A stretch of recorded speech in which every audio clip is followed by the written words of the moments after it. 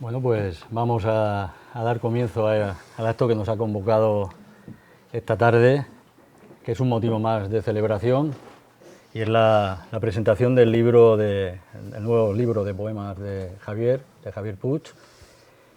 Y bueno, pues muchísimas gracias por vuestra asistencia. Creo que está la librería llena, de a gusto. Y bueno, yo antes de leer este pequeño texto que voy a leer y mantener un breve coloquio, pues solo quiero agradecer a Javier que una vez más haya confiado en mí para la presentación de su libro. Creo, si no recuerdo mal, que fue el primero, te presenté el primero. Y bueno, ha vuelto a contar conmigo, lo cual quiere decir que, bueno, no me salió tan mal. Perfecto. Sí, y bueno, pues de Javier, yo aparte de su calidad como crítico, como creador, quiero resaltar también su calidad humana. Es una persona que bueno, lo conozco muchísimos años, igual que a Sole, ya no recuerdo cuántos. El 98, no, sí. 98, siempre me acuerdo. Son ya muchos años y, en fin, ha sido una amistad sin fisuras. Y luego, bueno, aparte de su pasión libresca, ¿no? de su gusto por los libros, por el cine, por el arte, luego es una persona de una gran calidad humana. Es decir, además sabe escuchar muy bien, sabe mirar muy bien, sabe observar muy bien, y eso es lo que quería destacar al margen de lo que voy a decir ahora, de Javier. Pues nada, y bueno, y por supuesto también una vez más gracias a la librería Codes, a Vicente especialmente, a todo el personal de la librería que una vez más pues nos acoge. Bien, pues Javier Puig, reconocido como crítico literario y cinéfilo, ha publicado numerosos artículos y reseñas en periódicos, blogs y revistas, siendo autor además de 3 libros de crítica. Pero es menos conocida su faceta de narrador y poeta. Pareciera que se quiso poeta en 2020, cuando publicó en ediciones Frutos del Tiempo una extensa plaquette titulada Estancias en la finitud. Pero lo cierto es que su reciente incursión en la poesía no fue un capricho tardío, sino el resultado de una vocación callada y discreta que nuestro autor ha cultivado desde su juventud. De hecho, dio a conocer algunos de sus primeros poemas en la revista Empireuma hace más de 2 décadas. Ahora ve la luz en la editorial asturiana Sapere Aude, colección Adversum, su primer libro de poemas titulado En la mirada. Este volumen tiene mucho que ver, sin duda, con las otras inquietudes literarias y artísticas de su autor, pues la primera parte, titulada Palabras para el dolor, está dedicada a una galería de nombres propios reales y otros nacidos de la imaginación, la poesía, de la imaginación de sus creadores, todos ellos procedentes del mundo de la literatura, la poesía, el cine, la música y la pintura. Entre otros, Clarice Lispector, Alejandra Pizarnik, Luis Cernuda, Camille Claudel, Marilyn Monroe, Dersu Urzala, Charlotte, Joseph K., etc. Sin ser este un libro estrictamente culturalista, se aprecia una impronta culta en la mayoría de los poemas que lo componen. Y es que toda la actividad literaria de Javier Puig está interconectada y es de una coherencia sin fisuras. Pero sobre todo hay una complicidad compasiva y una compleja sencillez afín, en mi opinión, al pensamiento de la filósofa Simone Weil.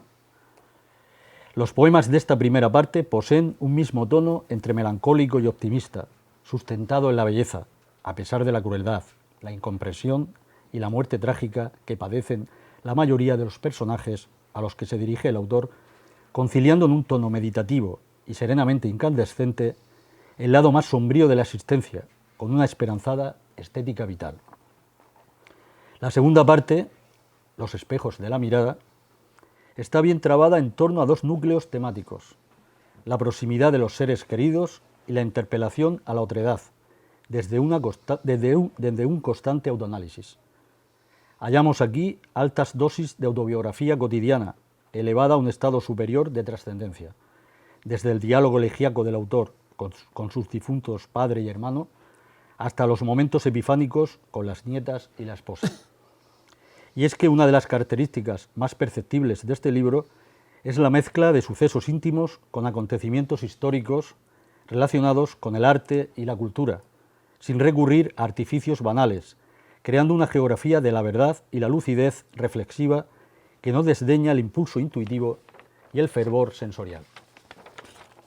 Se podría decir que estos poemas, dilatados en una discursiva y efusiva complejidad, la mayoría se acercan al centenar de versos, rezuman una suerte de mensaje alegre y trágico a la vez, potenciado por una mirada omnipresente que no elude el conflicto y penetra tanto en asuntos grandes como pequeños.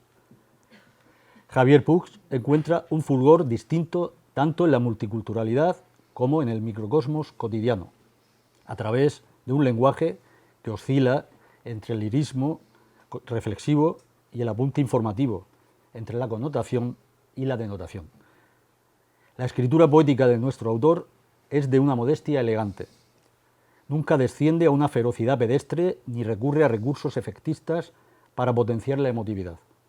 Hay en ella una indudable pericia para encarar el contacto y el impacto de lo otro, pero también para abarcar la propia intimidad. Por tanto, asistimos en este libro a una conjunción de interioridad y alteridad, con todas las pérdidas y hallazgos. Las intensidades y angustias ajenas conviven con la incertidumbre y las revelaciones propias. Pocas cosas dependen más de la mirada atenta e íntegra que la poesía. Javier Puig observa con perspicacia, pero no juzga ni sucumbe al rodillo simplificador de la costumbre, pues reencanta el mundo y cataliza la convergencia entre memoria e imaginación, realidad y deseo. Aunque a veces transite por territorios aristados y en penumbra, su noble mirada nos proporciona cobijo, procurándonos gratitud y alzamiento. Bueno, pues muchas gracias por palabras ti, tan certeras y tan generosas. Era una breve aproximación al libro, antes pues eso, de iniciar el diálogo que yo tengo, y empiezo con una pregunta que, bueno, que puede parecer tópica, pero creo que en tu caso es necesaria. Y es, bueno, aunque yo he adelantado algo en la introducción, pero me gustaría que nos explicases cómo ha sido el camino que te ha llevado a este libro y a decidir publicar poesía, que eras reacio a ello. Bueno, antes que nada quiero saludaros a todos, buenas tardes y muchas gracias por venir. ¿Se oye bien? No sé, no, es que se no hay oye para la Sí. tele, digamos.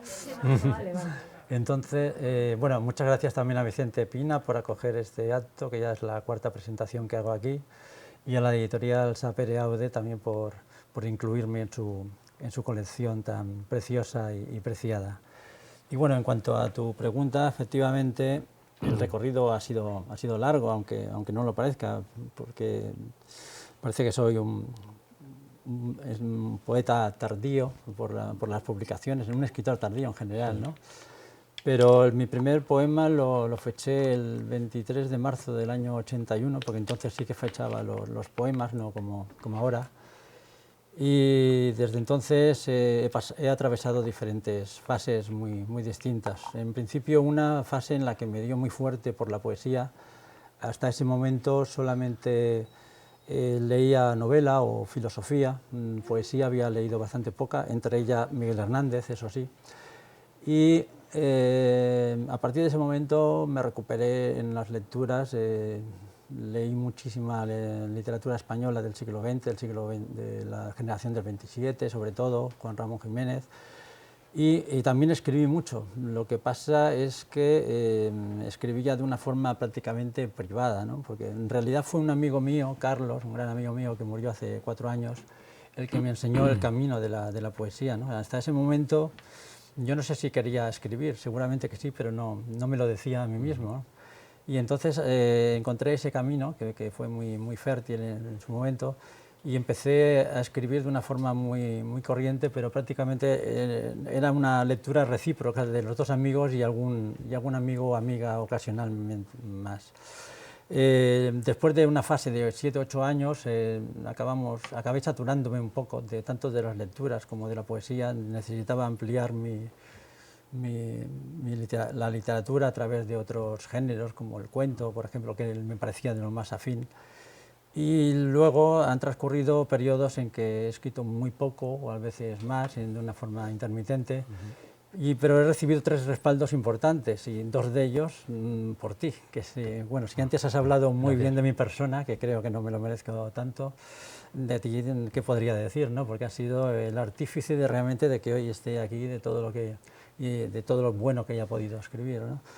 Porque cuando te conocí en ese año 98, pues me diste el respaldo publicando esos 3 poemas en Fileuma, y luego en 2018 me invitaste, sorpresivamente para mí, a uno de aquellos primeros encuentros con la poesía que se celebraban en la casa natal de Miguel Hernández. Y bueno, yo casi que me ruboricé, ¿no?, por aparecer ahí como poeta cuando estaba escribiendo realmente poco en ese momento, ¿no? Pero bueno, fue un éxito. Lo compartí aquella tarde feliz con Marian Gracia, mi amiga y gran poeta. Y a partir de ese momento, no sé, recibí un poco el calor del público, digamos, y creo que retorné un poco a la poesía, a verla como un medio interesante para expresarme. Y luego ya vino el espaldarazo final, que fue en 2019, que mi amigo Javier Cebrián, de Frutos del Tiempo, me invitó a participar en su colección de plaquets. A partir de ahí, pues sigo en este libro y veremos si seguiré. Bueno, todo el libro es una reflexión sobre la materia de lo que es la mirada. La mirada como un vínculo, como un ejercicio, digamos, de fe, también, de nexo, de unión. Hay aquí, bueno, unos versos además que me han llamado la atención, que dices: solo te salva creer en una mirada magnánima, lo que tú no supiste prodigar. Sí, bueno, esos versos son de hecho, y perdona, la mirada está presente en todos los poemas de la primera sí. parte y casi en todo de la segunda. Sí, bueno, para mí es que la poesía es un detenimiento, y el detenimiento te dirige, propicia una mirada más aguda, más profunda, que intente ver más allá de lo evidente, ¿no? Y bueno, en particular esos versos son del poema dedicado a Luis Cernuda, que bueno, Luis Cernuda fue quizá mi poeta favorito en un principio, no sé si lo sigue siendo o no, pero también me llamó atención su forma de ser tan hosca, tan problemática, ¿no? Entonces, lo de la mirada magnánima se refiere a eso, ¿no?, que él a lo mejor no la tenía, que era un hombre muy resentido. Y bueno, en este libro he tratado de desplegar una serie, un abanico de miradas, y cada pliegue del abanico he intentado que sea una mirada diferente y lo más sutil posible y profunda. Bueno, además el libro está repleto de referencias a escritores, artistas, personajes, como hemos dicho, del cine, cineastas, en fin. Hay una gran, digamos, un gran despliegue, digamos, cultural, que, como he dicho antes, no es un libro culturalista al uso, pero sí se nota que hay detrás un gran lector y una persona que, bueno, que le gusta el arte, que sabe mirar, ¿no?, y le gusta el cine, el arte. Esa intertextualidad está también en tu libro anterior, bueno, la plaquette que publicaste con Frutos del Tiempo. Entonces, mi pregunta realmente es, ¿cómo influye, digamos, tu faceta más conocida, que es la de crítico literario y cinematográfico, es decir, como cinéfilo, en tu poesía? Pues yo creo que ha influido en que, bueno, ya son casi 500 artículos que he escrito, y entonces, pues eso, quieras que no, el profundizar tan a fondo en las obras, pues educa y potencia la mirada, ¿no? En cuanto a los personajes que he elegido, realmente para mí son modelos para desplegar una expresión de una forma de dolor determinado, ¿no? Cada personaje expresa un dolor, A veces cuando estoy con Sole viendo una película por la noche, me comenta cuántas formas de padecer hay, ¿no? Porque es que es verdad, hay muchas diferentes, muchas que afortunadamente no nos tocan, pero de alguna manera cada persona puede abundar en el dolor. Y efectivamente el cine ha influido mucho en estos artículos, de tal manera que a veces se impone incluso sobre la literatura. Por ejemplo, en el poema que dedico a Joseph K. del proceso de Kafka, aunque la novela la he leído un par de veces, yo creo que prevalece ahí las imágenes que tengo grabadas últimas de la versión de Orson Welles sobre la película. O también prevalece incluso a veces sobre lo biográfico, porque bueno, hay dos poemas, por ejemplo, que están basados claramente en el conocimiento que obtuve de leer varios libros sobre Clarice Lispector o sobre Alejandra Pizarnik, pero por ejemplo sobre Camille Claudel, la escultora francesa, no había leído tanto. Sin embargo, quedé impactado, conmocionado con una película concreta, que es la Camille Claudel de 1915 de Bruno Dumont, en la que aparecía Juliette Binoche y se refería exactamente a los años en que esta mujer estuvo en un sanatorio mental, que estuvo confinada ahí mucho tiempo. El impacto es de una película concreta. Si hubiera visto otra película que se llama La pasión de Camille Claudel, que tampoco está mal, pues seguramente nunca hubiera escrito sobre ella. Bueno, los personajes de la primera parte a mí me llama la atención porque, bueno, o son seres sufrientes que están en permanente zozobra. Bueno, algunos incluso llegaron algunas, como es el caso de Clarice Lispector o Alejandra Pizarnik, llegaron al suicidio. Pero también luego hay otra parte de los personajes escogidos que son inocentes, tienen un halo de pureza. Entonces, claro, a veces también hay personajes que están en ese estado de dolor y de pureza al mismo tiempo, ¿no? Que sufren y además que dices que es injusto, ¿no? Que es justo en la vida, personas que son buenas, en el sentido amplio del término, han sufrido tanto, ¿no? Entonces, bueno, eso digamos que esa es la galería de personajes que tú escoges en la primera parte. ¿Cuánto hay de ellos en tu personalidad? O simplemente son arquetipos, alegorías. Yo creo que no hay, afortunadamente no hay mucho de ellos en mi personalidad, ¿no? Porque son personajes que sufrieron bastante o mucho. Bueno, hay una diferente gradación en su sufrimiento, ¿no? Desde los casos que has mencionado tú, como Pizarnik, que llegó a suicidarse, o esta Clarice Lispector, que era una mujer absolutamente depresiva. Sí, he dicho la suicidio, me equivoco, Lispector no se suicidó, se murió quemada, murió en un incendio. Sí, pero bueno. Hasta casos como el del personaje de Ozu, que es Noriko, que es una mujer muy sensible, muy bondadosa. Pero es que he indagado, digamos, en lo que es el sufrimiento intrínseco a la naturaleza humana, ¿no? Y que en algunos casos se puede desplegar de una forma más grave, más intensa, y en otros de una forma más leve, ¿no? Pero quiero decir que incluso a las personas, digamos, más centradas, a lo mejor simplemente por el hecho de amar pueden sufrir por ello, ¿no? Y creo que no tengo nada de ellos, no sé, o quizá en los personajes que menos sufren, esos más sensibles quizá tenga algo de ellos, pero afortunadamente, no sé, puedo tener otro tipo de padecimientos, pero no esos concretos. Te lo preguntaba porque sabes que, bueno, muchos escritores pues a veces utilizan la máscara o a otros personajes para poder hablar de ellos mismos, pero bueno, yo sospechaba que no, pero tenía que preguntártelo en público, vamos. Además son sufrimientos muy diferedos, entonces uno podría, salvo que vayamos a la esencia del ser, ¿no? Porque si vamos a la esencia, sí que ahí estamos todos juntos, ¿no? De hecho, bueno, era un poco difícil diferenciar unos padecimientos de otros, porque podías llegar a un diagnóstico parecido a veces, ¿no?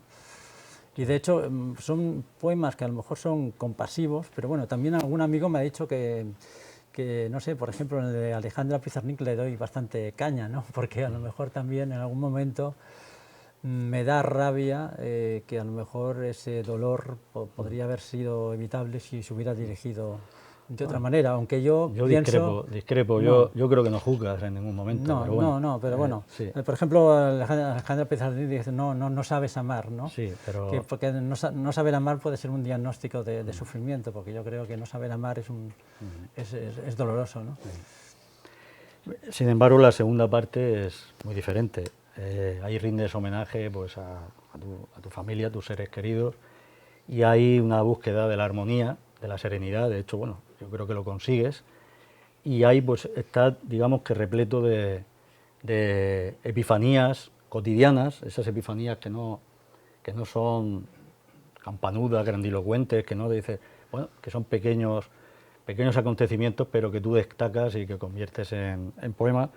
Y también hay una nostalgia en algunos de los poemas que yo no considero que sea una nostalgia paralizante o petrificante, pero bueno, que una nostalgia quizás de aquello que se pierde, ¿no? O sea hay una continua fijación también en lo efímero que es el presente, ¿no? Y lo que es el instante y los buenos momentos que disfrutamos y que se nos escapan. Como... Sí. Esa segunda parte es más variada. También dedico poemas a personas, pero son personas conocidas. Bueno, también, por ejemplo, claro, son seres queridos también. A Elena, a Gadea, sí. mis maravillosas nietas. Claro. Pero también a mi hermano, que falleció en 2003, tenía una enfermedad mental grave. Y también se lo dedico un poema a Manolo Soriano, del que ya hablaremos más tarde cuando lo leamos. Es importante, yo creo que también en la enfermedad mental, a través del poemario hay varios poemas que tanto los personajes como aquí están presentes. Es un tema sobre el que estoy bastante sensibilizado, ¿no? Y en cuanto a lo que es la armonía y tal, pues sí, efectivamente hay por mi parte un anhelo de armonía. Incluso hay un poema que es Nosotros, ¿no? En que tengo así como una especie de atisbo de aquello que llamaba Roland del sentimiento oceánico, ¿no? Aquello que luego Raymond Pánica comentó como que éramos una gota en el océano, ¿no? Y se preguntaba, ¿qué soy, la gota o el agua que la compone y que nos comunica con el resto, ¿no? Que en realidad somos las dos cosas, ¿no? Porque esa era la paradoja en nosotros, que estamos muy hermanados en cuanto que estamos hechos básicamente de la misma sustancia, pero luego también somos únicos, irrepetibles. Luego también hay un contraste en el libro, que también he adelantado algo en la introducción, porque hay una beta reflexiva, discursiva, también a veces conceptual, y también hay una parte matérica y tangible, digamos, sensitiva, un poco el habla sensual del que hablaba el místico Bogme, ¿no? Que también aparece. Entonces, digamos que hay una especie de equilibrio, y luego también lo íntimo, digamos, ese ahondamiento en tu intimidad, y también la proyección hacia los otros. Entonces, que también es un constante, digamos, juego que hay en el libro, ¿no? Sí. Desde el yo una proyección desde el yo hasta los otros. Sí, bueno, yo cuando escribo, en general, ya no solamente en poesía, quiero que la escritura me proporcione algún conocimiento añadido, ¿no? Quiero que al escribir me sorprenda con algo que me diga a mí mismo que no me había dicho antes, ¿no? Si no, a lo mejor esa pieza no está absolutamente conseguida. A lo mejor puede servir para los demás, pero no tanto para mí. Pero bueno, esa parte también tiene que ir inextricablemente unida a lo que es la lírica, ¿no? A la emoción, al cuidado de la estética. En la poesía es importantísimo el ritmo, la música, que se adapte al sentimiento del poema, ¿no? Y es verdad que hago una introspección en algunos poemas, porque ya en el anterior poemario, en la plaquette, lo decía más explícitamente, ¿no? Había un poema que se titulaba ¿Quién soy? Y otro ¿Quién eres tú?, ¿no? Y son unas preguntas que yo me hago a menudo, ¿no? Y también en este caso a los otros en general, ¿no? Porque al otro es también un misterio, es alguien al que no vemos casi nunca tal cual es, sino a través de nuestras proyecciones, de nuestros prejuicios, de nuestras conveniencias. Sí, has hablado del misterio. Bueno, el libro no es irracional, no se puede considerar un libro visionario, irracional. Solamente a lo mejor hay un poema excepcionalmente, sí. Pero sin embargo sí hay una preocupación por por el otro lado también, por lo que está al otro lado de la razón. Eso palpita en el libro, y el misterio también, la preocupación por, digamos, por el misterio. Entonces, que tú mismo lo acabas de nombrar. Todo eso, como decía antes, siempre amenazado con la amenaza, digamos, de fondo de la pérdida, ¿no? De la caducidad, de lo efímero. Sí, efectivamente, para mí el misterio es un elemento esencial en la poesía, ¿no? Y a veces se explicita más y otras veces menos, pero siempre está ahí, aunque sea de una forma un tanto tangencial, ¿no? Y bueno, es un misterio que es básico, no es el misterio que hay que ir a buscar a los programas de Iker Jiménez, sino que es el misterio ya de la propia conciencia, del propio latido, de la incertidumbre esencial, ¿no? Primordial en la que vivimos. Y eso intento acercarme a esas puertas del misterio que nunca se abren, pero bueno, que de alguna forma tendemos a golpearlas porque lo necesitamos. Bueno, ya para ir terminando, porque bueno, yo creo que lo importante es escuchar los poemas, sobre todo la voz de Paco. Y bueno, es una pregunta casi que le hago siempre, ¿no? ¿En qué proyectos andas metido? ¿Va a haber algún libro más de poesía? ¿O estás preparando otros libros, algo de crítica o narrativa? Bueno, lo de la poesía es quizá lo más imprevisible, no lo sé, ¿no? Porque ahora mismo estoy escribiendo más poesía, pero tampoco lo hago de una forma regular. Pues este libro, por ejemplo, lo he escrito en un par de años, básicamente, exceptuando 3 poemas anteriores, pero lo he hecho a base de golpes, ¿no? A lo mejor de periodos de un mes, mes y medio, 3 o 4 periodos así, en los que, como digo yo en broma, me he puesto en modo poeta, ¿no?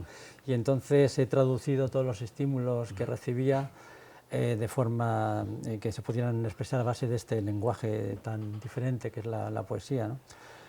Entonces, ya digo, quisiera seguir por esta senda ahora que la he recuperado plenamente. Pero antes de prejubilarme, pues me había propuesto, por ejemplo, ampliar un relato que tengo y convertirlo en novela. Eso es una cosa que me decía Sole muchas veces, porque le gusta mucho ese relato, y es algo que ya he hecho. Y también revisar mis cuentos, porque sabes que también he escrito cuentos, que los he publicado incluso en Pireuma. Ha habido, no sé si 4 cuentos que he publicado ahí. Pero me he dedicado ahora a revisarlos, no en lo fundamental, pero sí en la forma al menos. Y tal vez en mi siguiente libro podría ser de cuentos. En cuanto a alguna selección de artículos, eso siempre está ahí la posibilidad, pero ahora mismo me dedicaría más a la creación. Porque ¿no? material tienes de sobra para seguir con la crítica. De sobra totalmente, sí. Claro.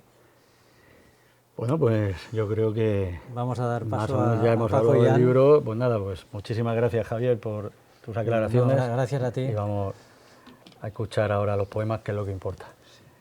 ¿Dónde te sientas? ¿Te sientas en medio? Sí. ¿Y coges el micrófono? Sí. ¿Coges el micrófono, José Luis? Sí. No, para la sala. Sí. Y lo que pasa es que ¿Y con esto es suficiente? él te iba ya a petaca. Ah, vale. ¿Petaca llevas o no? No. ¿No te la han dado? Ah, coge el sonido. Lo coge de ahí. Ah, vale.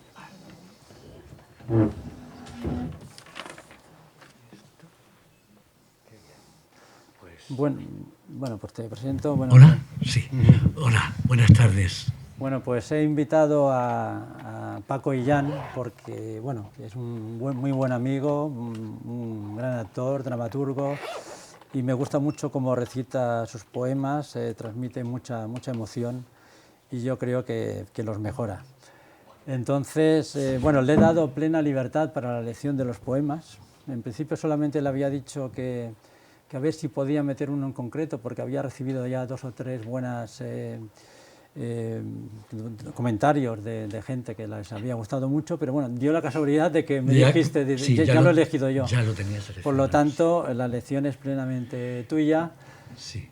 Y bueno, bueno, también hay algún criterio muy prosaico que han fluido, en la elección de los poemas, y es que en esa primera parte a la que se refería José Luis, los poemas son muy largos. Claro, entonces... Y él me había dicho, de 15 a 20 minutos máximo. Y yo, claro, pues he tratado de hacer combinaciones y he compuesto miles de posibilidades. Bueno, miles, que soy un poco exagerado yo al también. final ha salido muy bien. Pero alguna que otra posibilidad. El caso es que, bueno, pues esto es lo que hay. Pero tenéis que leer el libro, por supuesto, porque mi selección a lo mejor no es la más adecuada ni la mejor. Exactamente, yo tampoco hubiera sabido muy bien cuál elegir, porque tampoco sé qué poemas les puede gustar más al público, ¿no? Entonces, ha habido alguno que ha sido un poquito sorpresa para mí, pero bueno, también está bien esa sorpresa, ¿no? Sí.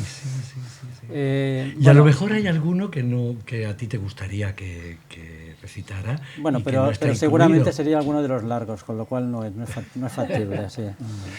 Bueno, pues voy a dar una Sí. pequeña introducción a cada poema que vaya leyendo Paco. El primero que ha elegido él es el primero del libro, es Clarís, porque bueno, en esa primera parte, no, bueno, es igual. ¿No se oye? Ah, vale, bueno, bueno, hasta ahora se oía porque no teníamos teléfono, ¿no? No sé. Estaban haciendo Digo, no teníamos micrófono. Estaban haciendo un esfuerzo. Ah, vale, bueno, pues que lo diga, sí, gracias. Y entonces, bueno, como podéis comprobar en el libro, los títulos de esa primera parte son con el nombre de pila de los personajes, porque de alguna forma quiero llegar a una especie de intimidad, a un tête-à-tête personal con ellos, ¿no? Entonces este poema, que va dedicado a Clarice Lispector, que era una, como hemos mencionado antes, una escritora brasileña de origen ucraniano, lo tituló Clarice. Era una mujer que padeció de muchas depresiones, que yo conocí a través de sus novelas, que tenían una prosa muy densa y muy laberíntica. Y yo en este poema la visualizo a esta mujer, la veo como sentada solitaria en un sofá, en la penumbra, e intento adivinar sus procelosos pensamientos. Por supuesto, tiene una dedicatoria que dice a Clarice Lispector, escritora brasileña. Y dice así el poema. Has regresado al bullicio de tu soledad, a la penumbra que te abraza y es tu íntima compañía. Lentamente te dejas vivir. Indolente, respiras el desorden de tus sutilezas y te nacen palabras agudas que se vuelven hacia ti, que te preguntan lo que no sabes y las extrañas cuando te contemplan. Observas cada segundo de tu quietud. En las adivinaciones que te suceden, crees acertar cada enigma sin comprenderlo. Contemplo tu tensa vigilia, el fatal hechizo que te acoge en la falsa clemencia de ti misma. En tu mirada descubro la opresión de tus límites, el esbozo de cada cautiva libertad, esa duda que recorre cada una de tus espirales eternas. Entiendo tu murmullo cuando me adentro en tus ojos, si me lleno de esa lava fría que brota de tu noche. Pues el segundo poema que ha elegido Paco se llama Jack y Joy y está basado en un principio en una película que me gustó mucho que se llama Tierras de Penumbra, de Richard Attenborough, y que narra la relación que tuvo el escritor C.S. Lewis con Joy Gresham. Una relación tardía, el escritor ya era un un solterón empedernido de 50 y tantos años, pero bueno, finalmente se encontraron. Lo que pasa que con la mala suerte de que en ese momento se diagnosticó una enfermedad mortal en ella. Tenía un cáncer óseo bastante avanzado.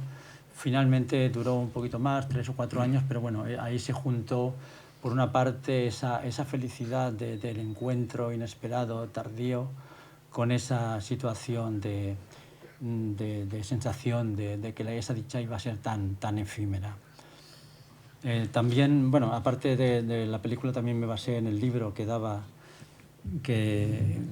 originó la misma, que es Una pena en observación, que es un libro que escribió C.S. Lewis como en el momento de cuando falleció su esposa. Y además los 2 primeros versos del poema son la primera frase de ese libro y los que me indicaron de alguna manera el rumbo del mismo.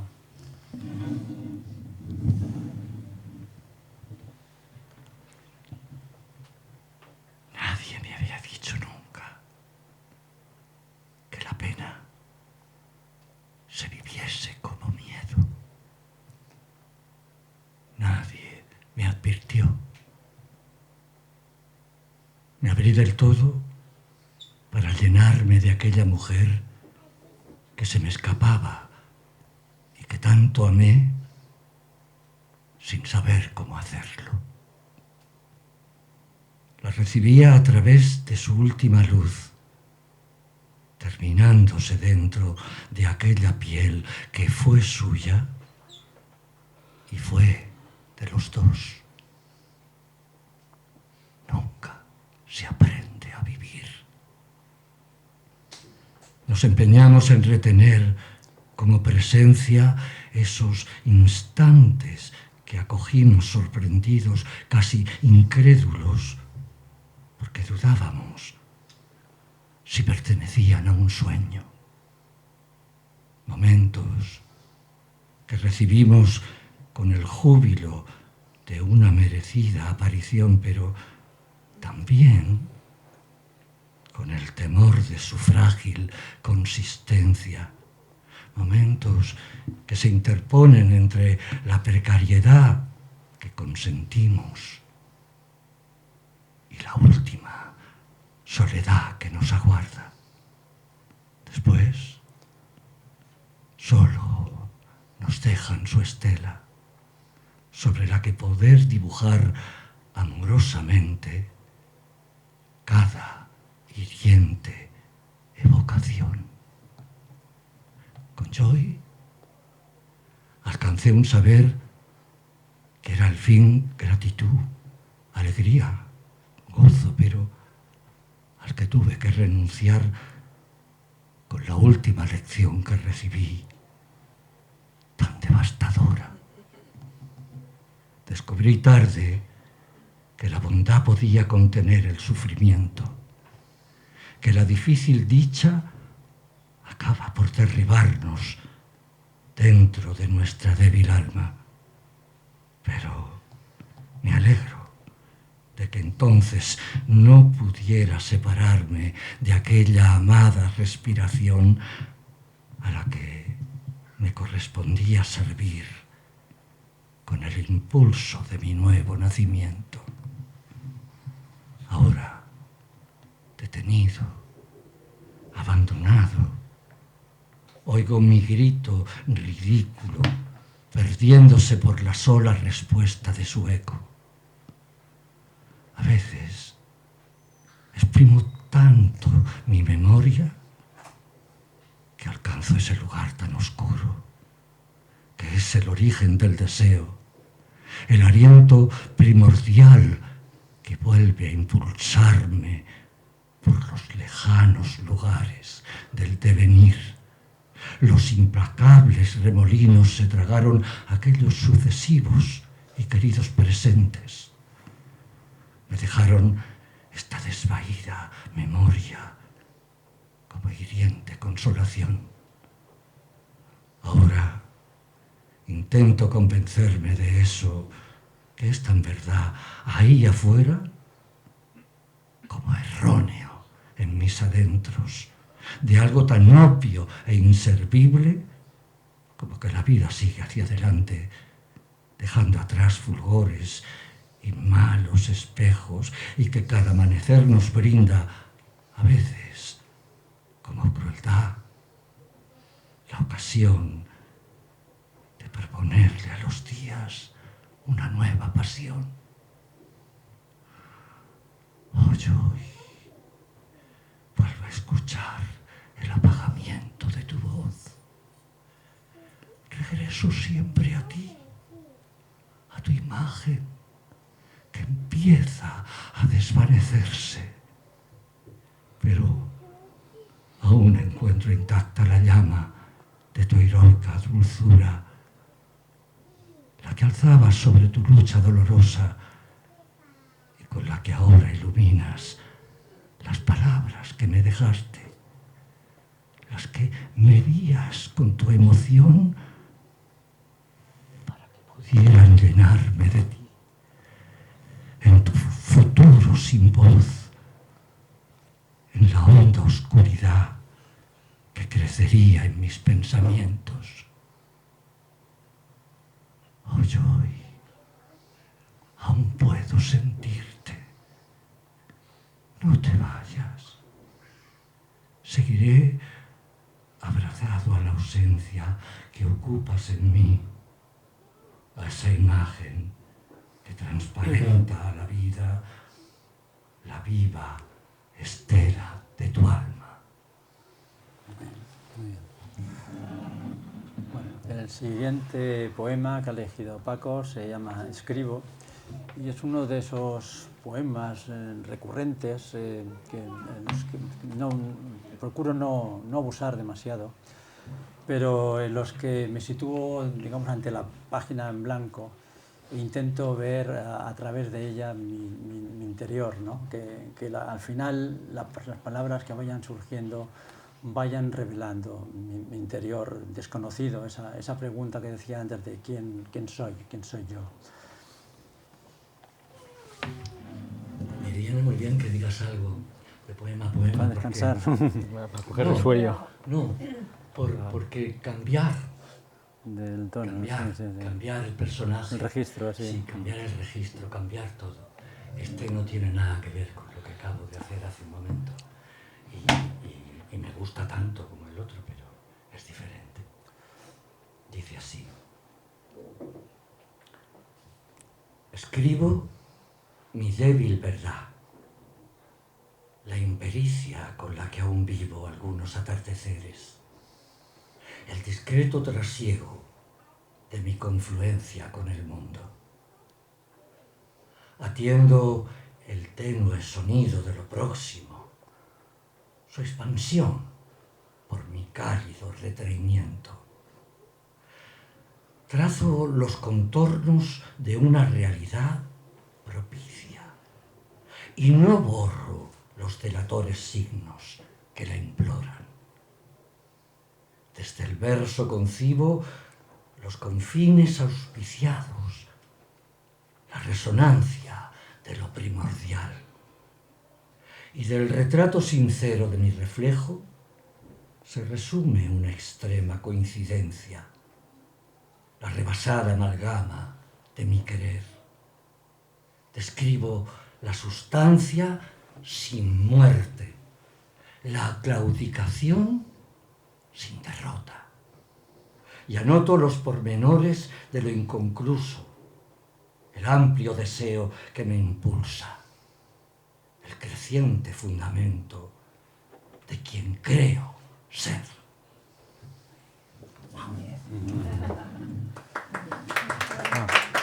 Al final fue mejor, pero bueno, estamos intentando que no se aplaudiera al final, no pasa nada, porque me encanta que aplaudan. Claro. El siguiente poema que ha elegido Paco es un poema muy singular. Antes decía José Luis que no había ningún poema irracional.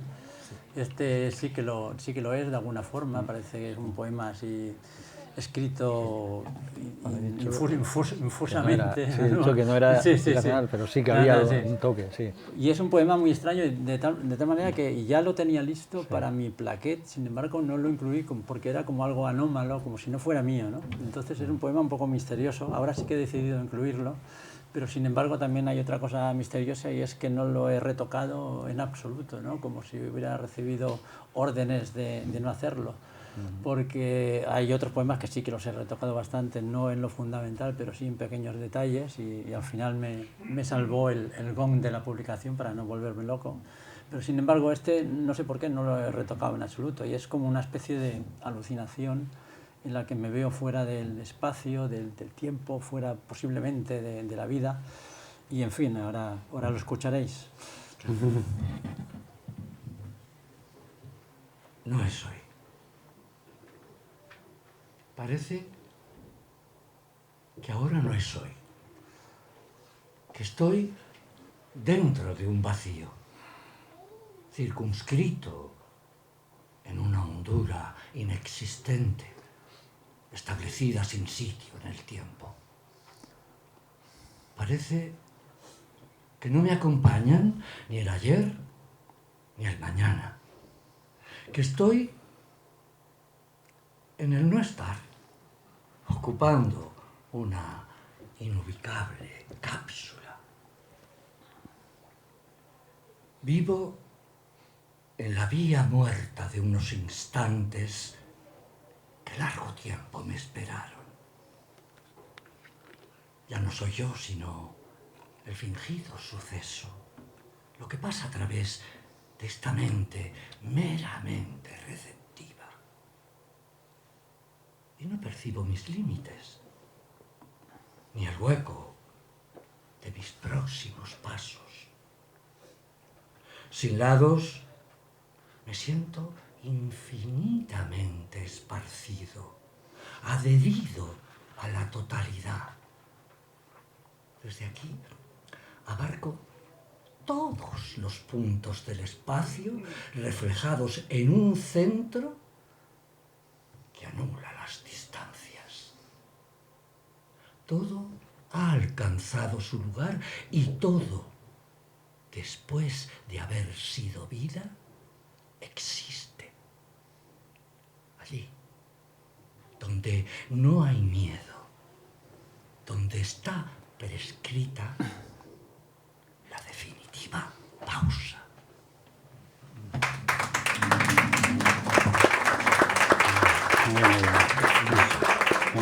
Pues la verdad que sí, es extraño, pero bueno, está mal.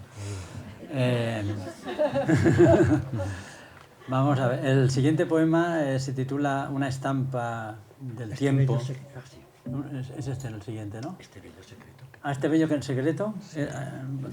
¿Una estampa del tiempo también lo ibas a leer o no?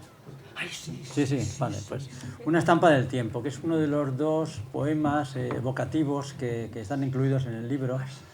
El otro se llama Epifanía, que se lo debo agradecer a Ana Mas por haberme encargado un poema para ese magnífico libro del 30 aniversario del TADER. Y gracias a eso pues surgió ese poema que lo tenía metido dentro en algún escondite de mi alma y floreció, ¿no? Entonces, y este poema, Una estampa del tiempo, es un recuerdo de mi infancia, de posiblemente cuando tenía 4, 5, 6 años, y no sé cómo surgió exactamente, si a través de alguna conversación, de alguna imagen, pero ahí recuerdo los viajes que hacía con mi padre antes de que él se comprara el coche y luego fuéramos ya fuera de Barcelona, Castelldefels. Eran unos viajes que hacíamos en tranvía a una playa de pago en la Barceloneta, donde había sus piscinas, sus vestuarios, y luego una valla que se metía dentro del mar 100 metros para que nadie se colase ni nadando, ¿no? Y bueno, es un recuerdo también de aquellos momentos con mi padre, al que quiero homenajear hoy también, porque hoy precisamente 11 de mayo hubiera cumplido 92 años. Y mi padre, bueno, pues era un hombre lleno de ilusiones y tal, que realmente nos aportó, no sé, una herencia que creo que de alguna forma he aprovechado. Me alegro. Bueno, por supuesto, lo dedica a su padre. Del fondo de mi memoria emergen ahora estampas descoloridas por la furia del tiempo. Antiquísimas mañanas de domingo, el descubrimiento de los nuevos paisajes adentrándose en mí para siempre. Mi padre poniendo en marcha las mundanas formas de la dicha. Nosotros con él, viajando en tranvía hacia la vibración de una playa engastada en la sucia corteza de la ciudad. Y su entusiasmo, el hambre de goce que le he conocido y que ahora estoy reviviendo. Y tal vez entonces la pequeñez de mi ser amenazado por el jolgorio y la desmesura de una muchedumbre extasiada. Pero también momentos de claro disfrute, refugios de asombro que aún hoy intento merecer.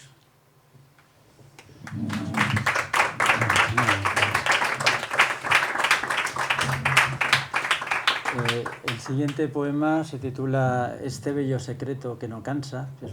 Es quizá el poema más breve para compensar los tan largos que hay en la primera parte. Y bueno, es otro ahondamiento en el misterio del ser, en el misterio de la existencia. Y acabo con esta frase del título de Este bello secreto que no cansa, que se refiere realmente a la vida, ¿no? Que para mí es bella a pesar de todos los horrores que puede haber en ella. Es secreta porque es misteriosa, porque es un enigma, y no me cansa porque bueno, creo que es inagotable en sus dones, en sus posibilidades, y tengo todavía muchas ganas de explorarla.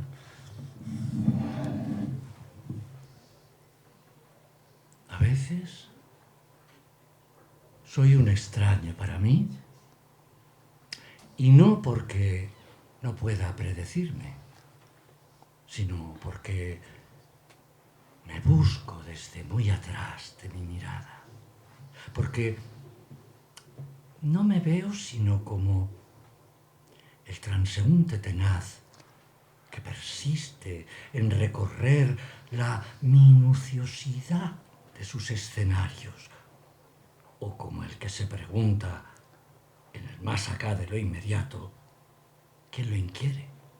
¿Quién lo empuja a través de este bello secreto que no cansa?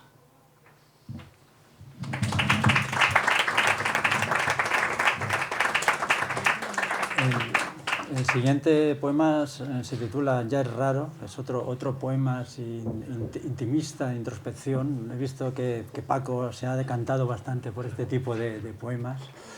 Y es en ese sentido similar al otro anterior de Escribo, pero bueno, creo que aquí hay cierta ironía y hay un giro final en el que, profundizando en mí mismo, me veo como en un doble, ¿no? En un doble, y creo que es la gracia que puede tener, aparte de esa introspección que intento aclarar lo máximo posible. Ya es raro. Ya es raro esto de estar solo. No existir sino para la materia sin vida, para los ruidos que no oigo o para el mundo invisible. Ser para este que no sé muy bien quién soy, o para luego, para un momento que surja de este presente, que arrastre la maleta de todos los días, tan repleta de hallazgos inconclusos, orgullosa de su inquieta vocación. Ya es raro esto de estar tan ocioso, trabajando en el impulso de una frase, intentando deshacer el ritmo de lo perpetuado con la música de un nuevo aliento. Sentirme parte de una soledad detenida. Y que no suene una llamada, un mensaje que requiera de una oscilación candorosa, de una inocencia sumisa a cualquier esgrimida obviedad. Es raro que me busque y me sorprenda mirándome, como si fuese un intruso de mi vida misma, un liviano ocupa de mi mismidad.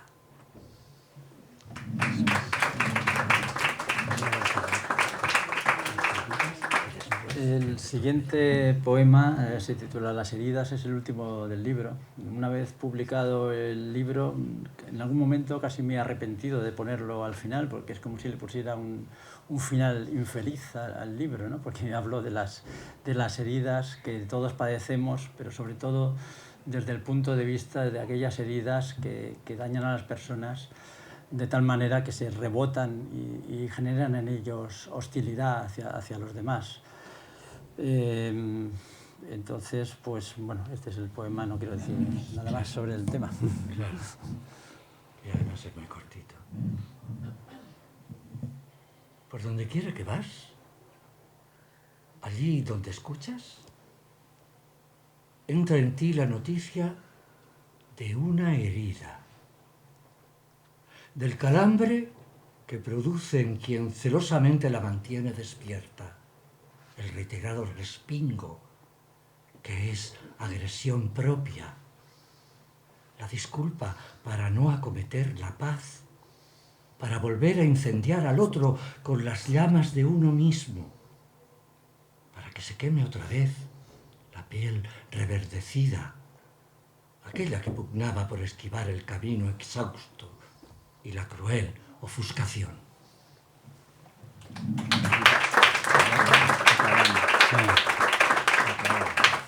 Bueno, y el último poema se titula Torbellinos. Lo escribí en octubre del año pasado, se lo dediqué a Manuel Soriano o Teodomiro, como él me dijo que...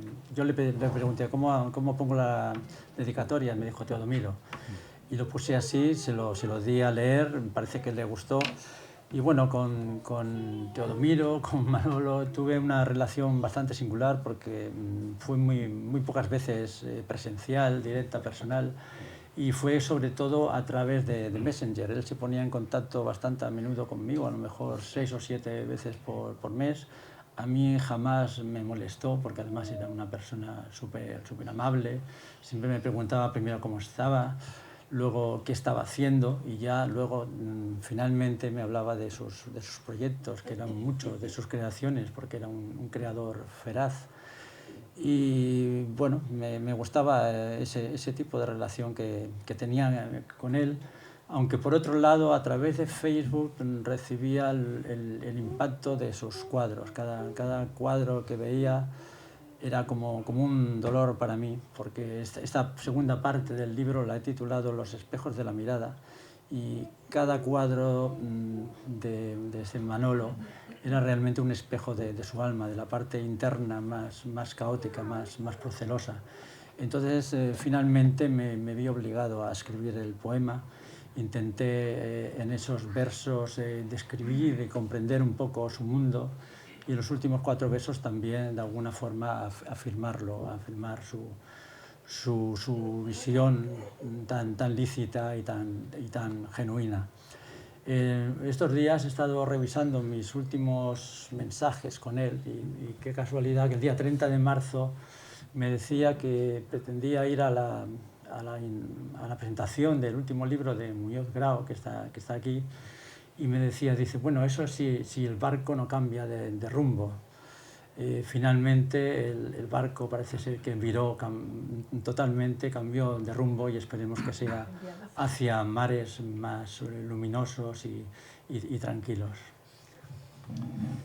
No sé si quiere añadir algo. A mí me pasó un poco lo mismo que a Javier con Teodomiro, que que teníamos un futuro encuentro, que ya no se va a producir, pero también le conocí por las redes sociales y entablamos también una relación muy grata para mí.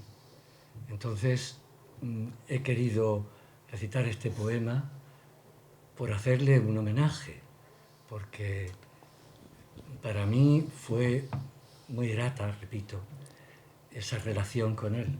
Y si tú quieres añadir algo. Pues, no sé. Yo es que, en fin, fue un mazazo tanto para Ada como uno que su hermana. Bueno, digo, prefiero lo dejamos. Pues, luego diré algo. Sí, luego. por supuesto, Torbellinos está dedicado a Teodomiro, pintor. Y dice así: tejes cada torbellino con la audacia de un mundo paralelo.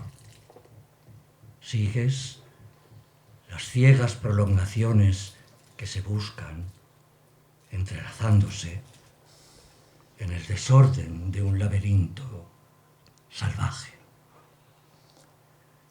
En la luz o la oscuridad de tus colores se revela el grito de los espejos cuando devuelven un fondo extraño. Tu pincel redunda en coágulos inertes, manchas que dejan resquicios, transparencias que delatan al fondo horizontes tapiados, insólitas ventanas de luz terminada, una dura quietud, el hallazgo que te devuelve al punto de partida. Tus signos se alzan sobre su relevancia, proponen una presencia desnuda, la radiografía que desvele un enigma que no sabremos pensar. Y esos rostros difusos, esas almas apagadas, tristes de no llegar a ser. Cada imagen pende de la ingravidez de tus trazos. Tus círculos son ruedas sin destino, solitarias entre las figuras deshechas que orbitan ante ti. Desde el angosto instante en que te asomas, reconoces un rastro de armonías descabelladas. Es verdad eso, que solo tú ves y los descubres. Eso que eres tú y el mundo que te contiene, el vívido silencio que te habita y te expresa.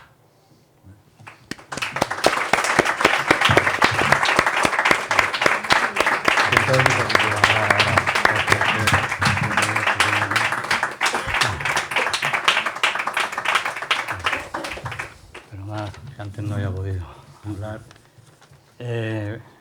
Yo quería decir que, bueno, en primer lugar, agradecer a Javier el poema, que lo haya, además que lo haya incluido en el libro. Yo sé que Manolo le gustó, pues me lo dijo, estaba muy ilusionado con el poema y creo que sabía que iba a ser publicado, porque o al menos eso me dio a entender. Sí, me parece que se lo dije. Sí. El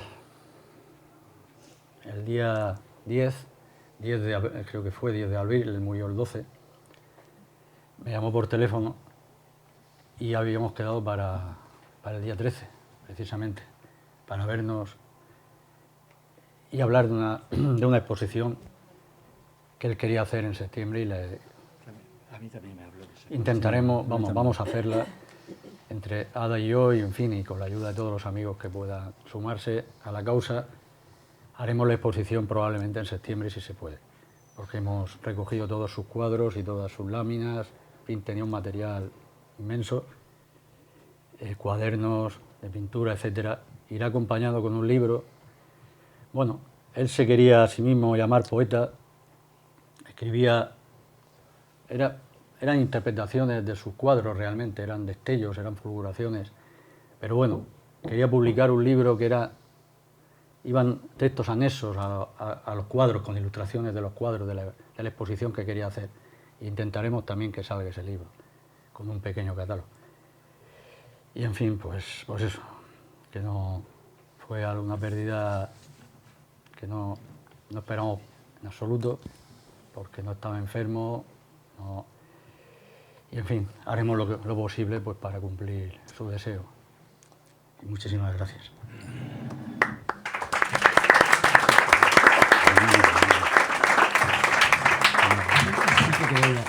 Sí. Tiene cositas así. Sí. El lápiz, pero es lápiz. Ya terminamos. Sí, el acto, terminamos ya. ya. Bueno, pues ya- Muchísimas gracias. Bueno, pues terminamos el acto. Si alguien quiere hacer alguna pregunta, algún comentario. Que quiero agradecerte tan hermoso detalle y que cuento contigo para lo que te dije del libro de mi Sí, hermano. por supuesto, puedes contar conmigo para lo que sea. Gracias. Gracias a ti. Bueno, pues si no hay ninguna pregunta, pues damos por concluido el acto. Muchas gracias a todos.